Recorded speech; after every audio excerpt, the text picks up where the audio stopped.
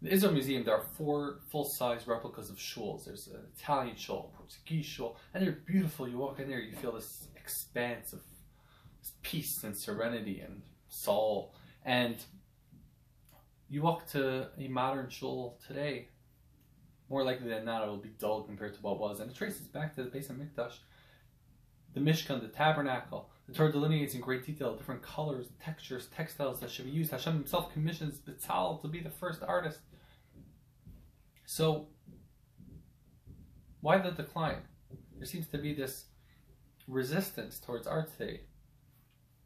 And recently an article was published in one of the great magazines of one of the greatest pulpit rabbis of our generation, calling it a Hobson's choice, that he had to give up a pursuit of art in order to retain Jewish identity for future generations. And I'd like to argue that art in itself isn't inherently a distraction towards Judaism or a complement with Judaism. It depends how you use it. The Germans were notorious and sadistic in their use of art and music, listening to Bach as they stoked the fires of the crematoria. So yeah, art in itself isn't inherently good. And modern art today, take a big piece of rock and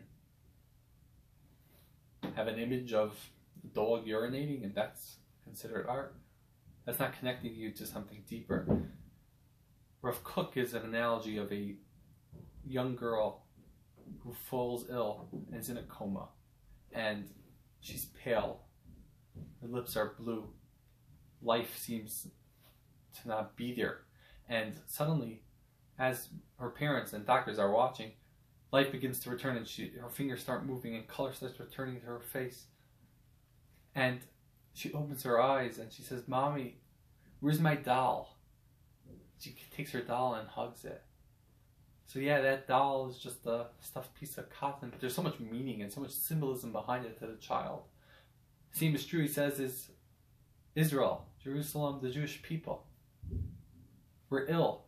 We live in a time where it's hard to access spirituality, to get to the infinite truth within the world, to connect to something real. And we have to grasp at whatever we could to get it. So we might need more than just a stuffed doll.